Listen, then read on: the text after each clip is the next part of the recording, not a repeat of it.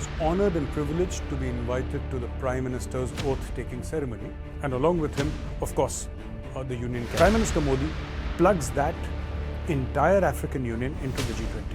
So there is trade, there is going to be people-to-people contact. That Prime Minister Modi and Dr. Jaishankar have already crafted an A-grade diplomatic event. Jai Hind friends, I'm Major Gaurav Arya and you're watching the Chanakya Dialogues English. Like this video, subscribe to our channel and don't forget to press the bell icon.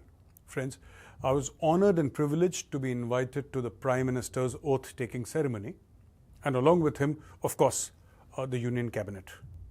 So I was there, I witnessed this historical and momentous occasion. I think the entire crowd was ecstatic.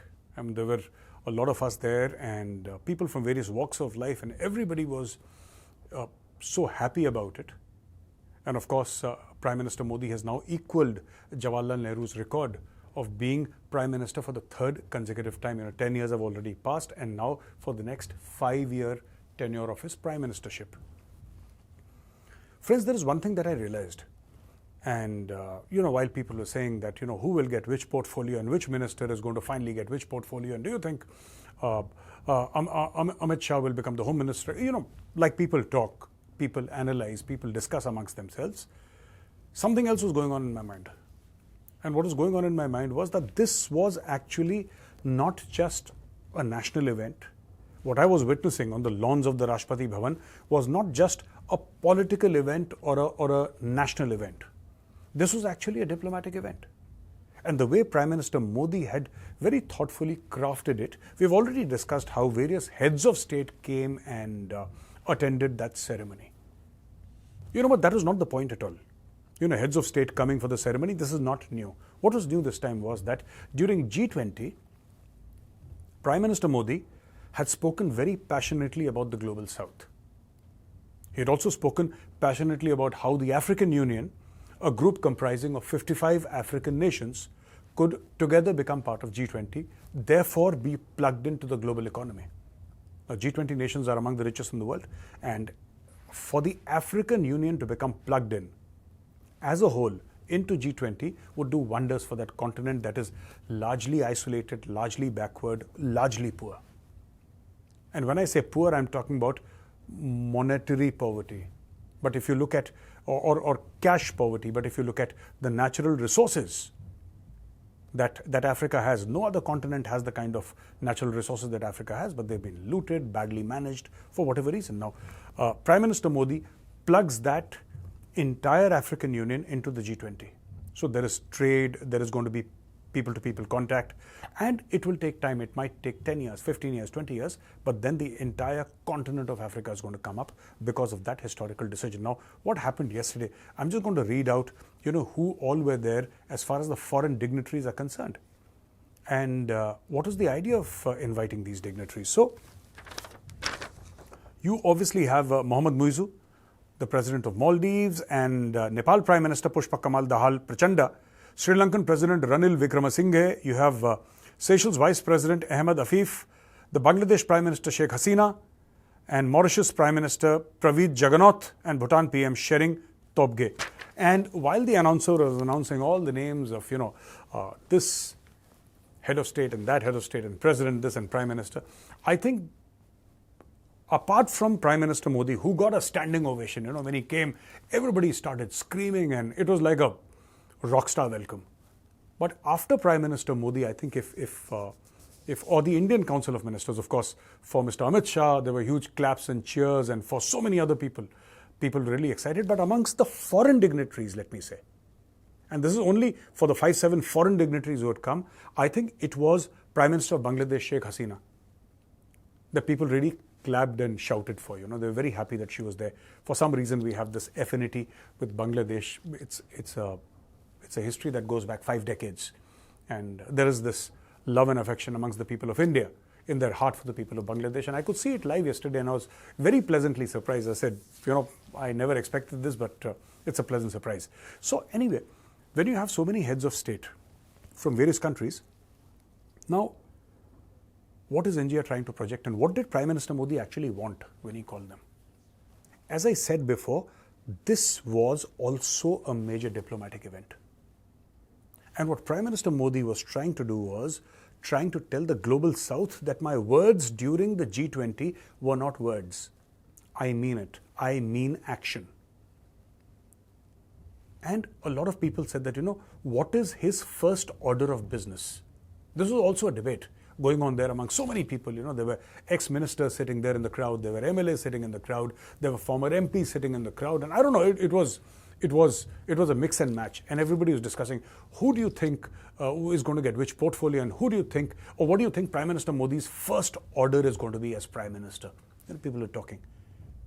Today, I realized that Prime Minister Modi had already passed the first orders even before he took over as Prime Minister for the third time. So, there are these bunch of foreign leaders, and all of them from the global south. Is Prime Minister Modi finally stepping forward and saying that I take leadership of the global south? Because I think that is true. What I saw there really surprised me, and pleasantly so, because the way the global leaders came, the way they were introduced, the way they were ushered into their seats, the way they witnessed the entire ceremony, this was crafted. This was a properly crafted diplomatic event, and it went off flawlessly. There was media, and it was being beamed to houses across the world. Naturally, the world's largest democracy. And obviously, people will be excited about the elections, the results, and the Prime Minister's oath taking. For me personally, it was a matter of huge privilege, huge honor that I was invited to be there. But when I see these heads of state all sitting there, I'm sitting here, and the announcer is announcing that President Mohammed Muizzu of the Maldives, or Prime Minister Prachanda of Nepal, and Prime Minister of Bangladesh, Sheikh Hasina, or the Sri Lankan President Vikramsinghe is there, and all these people are there. Suddenly it turns into, and this even before the oath taking has started, they've already been seated there. And once they've seated there, they're sitting there, and they are going to witness, because they're already seated, and then the Honorable President comes, and then the national anthem is played. So they're already sitting there. The Prime Minister is sitting there, the Vice President, everybody is sitting there along with these heads of state, and then the President of India walks down those stairs with the President bodyguards. And at that point in time, if you have been following geopolitics and if you've been following foreign affairs, you will know that Prime Minister Modi and Dr. Jaishankar have already crafted an A-grade diplomatic event.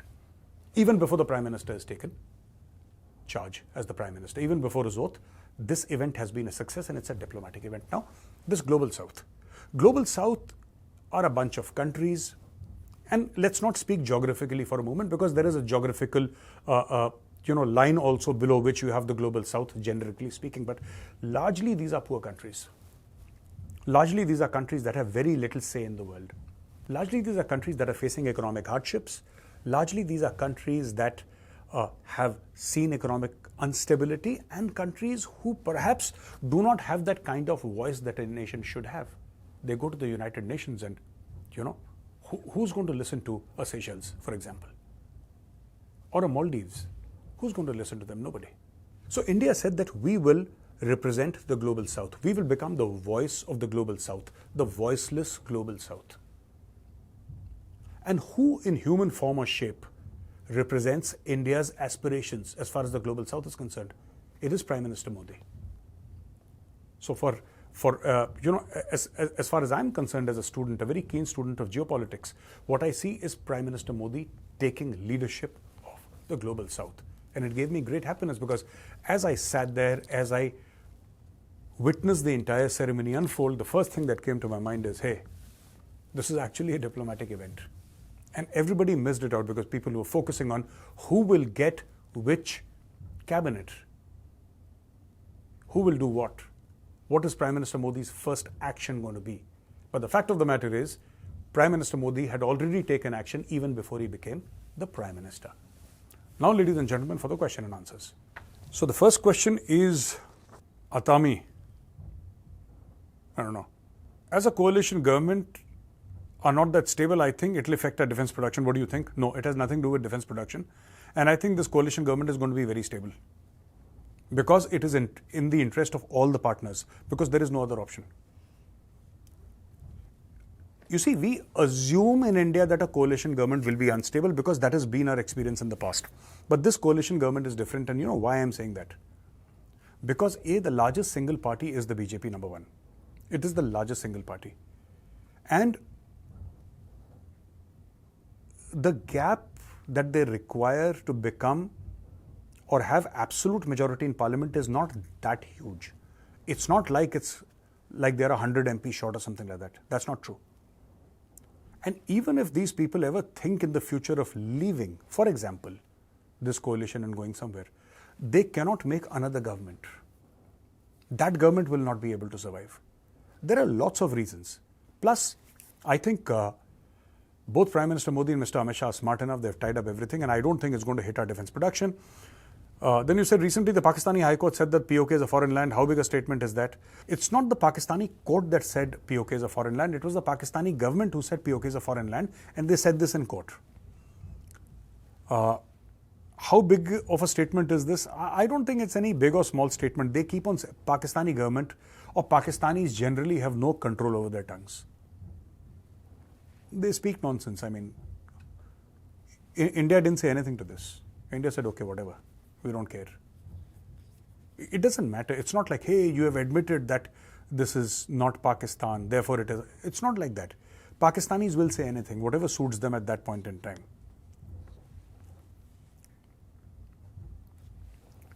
Partha Popat. Namaste Gaurav ji. Namaste Partha ji.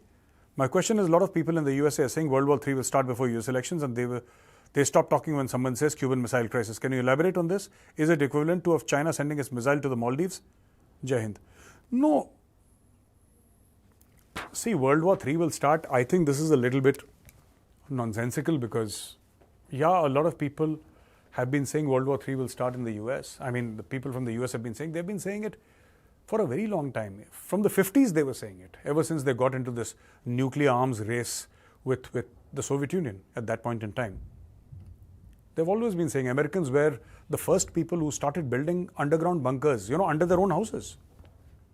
If you look at the old houses in the US, people still have bunkers. And there are some old-time people who would store food and water underground, that if there was... And there was a time when people were so scared in the 50s and 60s that, any time nuclear war could happen, and they would just go underground and then try to fight it out and whatever it may be. And there was a time or a couple of occasions when nuclear war, has been averted in the past. There was a time when there was this Russian guy, he was a Russian officer and his job was to man the radars, and there was a glitch in the computer. And the Russian system showed that the Americans had launched hundreds of missiles. And this guy said, obviously, it's a computer glitch. Had he reported it as he saw it to his superiors would have said, because they were not there, they would have simply said fire back, and then there would have been a world war. But sanity prevailed. So there is no World War III happening. I don't see any scope of World War III happening right now. So all these are made up things, All these things are made up, and I don't think they really hold much water. And the reason is that the world has never been so interconnected like right now. All right? There are supply chains for everything. And supply chains are becoming more and more complex and interdependent. It's not so easy like in the old days, that send an army and capture land. It's not that easy. If there is a war, supply chains get hit across the world. And the world gets involved, and nobody wants a war. Nobody wants a war. So ladies and gentlemen, with that, I come to the end of my video today. Thank you very much for watching, and if you like this video, press the like button, subscribe to our channel, don't forget to press the bell icon. Jai Hind, Vande Mataram, Bharat Mata Ki Jai.